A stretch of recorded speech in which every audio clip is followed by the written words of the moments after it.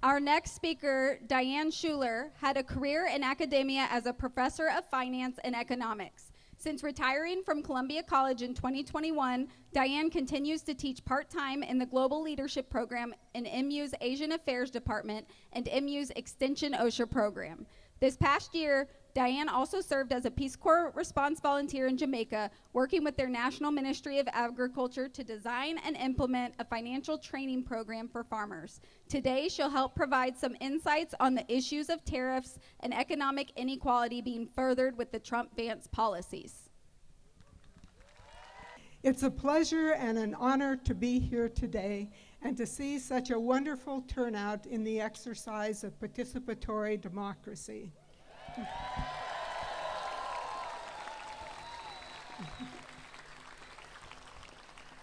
I know you've all been sitting on the edge of your seat waiting for this presentation on tariffs. I personally find it hard to believe that tariffs are taking up so much oxygen in our public debate these days. I spent 25 years teaching economics and would devote about 10 minutes in a semester-long course talking about tariffs. International treaties since World War II have gone a long way to lessening the importance of treaties in international trade, and until recently, they were hardly mentioned. Historically, tariffs did serve an important purpose for countries. The United States has frequently used tariffs to protect infant industries, manufacturing, farmers, technology, and national security interests.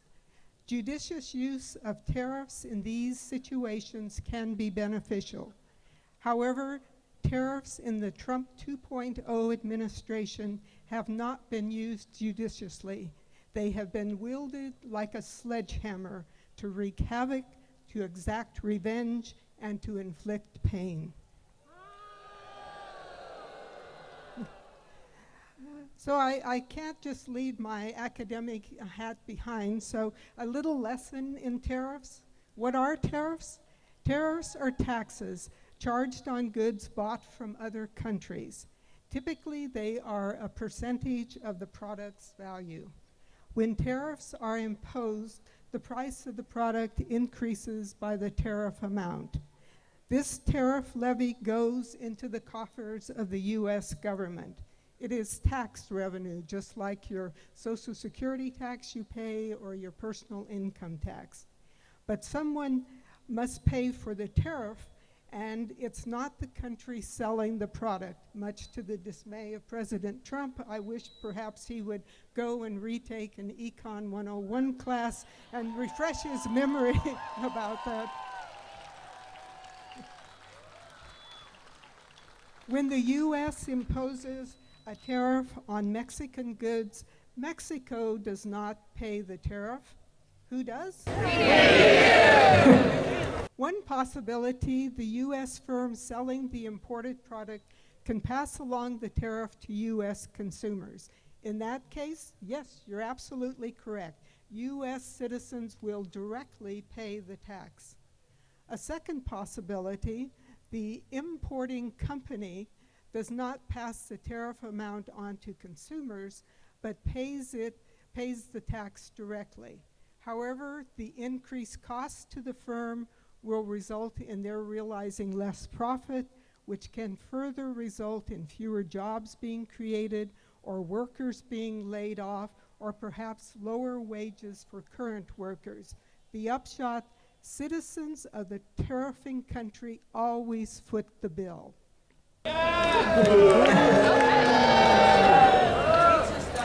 In listening to this administration's explanation for its imposition of tariffs, one does not come away with a coherent message.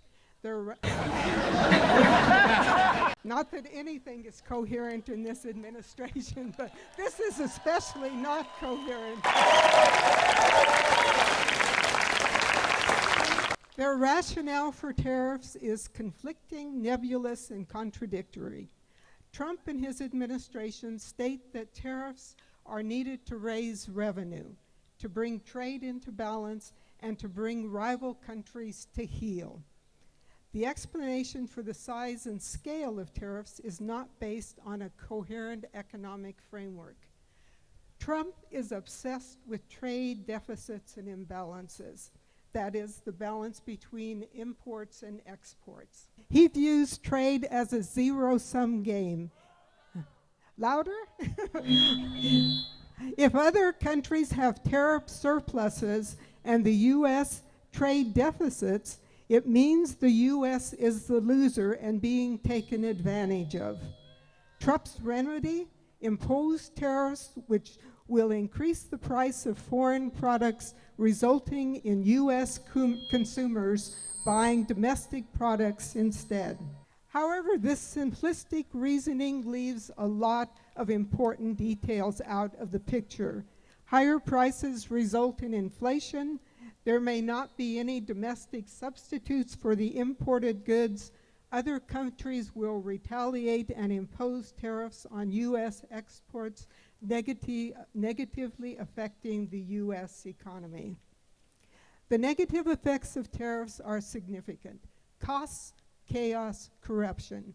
Tariffs are taxes and somebody will pay. Who?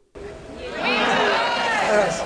Right, the middle 20% of the population will pay an additional $2,600 in taxes through these tariffs in the coming year.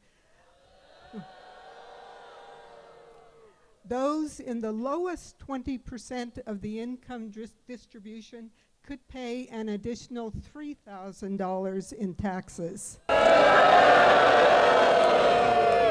Those who can least afford it will bear the burden of taxation.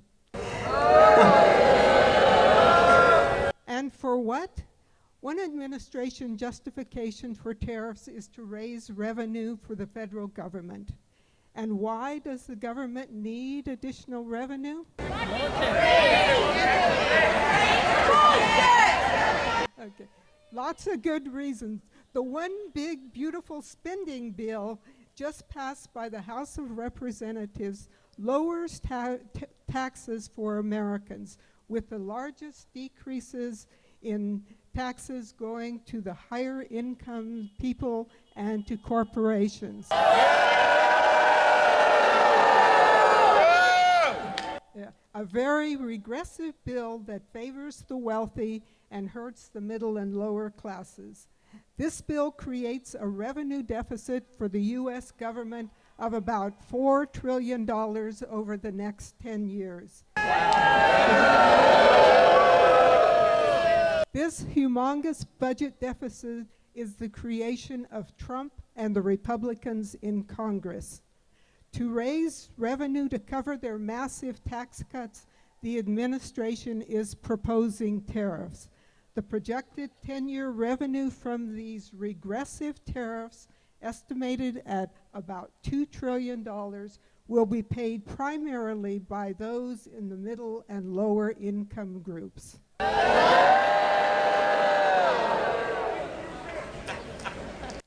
Trump's tariff policy and his big, beautiful bill go hand in hand and are nothing more than income redistribution at its finest, taking from the least among us and redistributing it to those who want for nothing.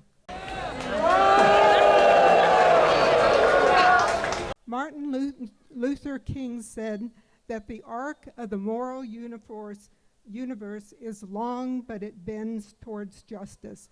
Let us hope that it begins to bend soon. Thank you.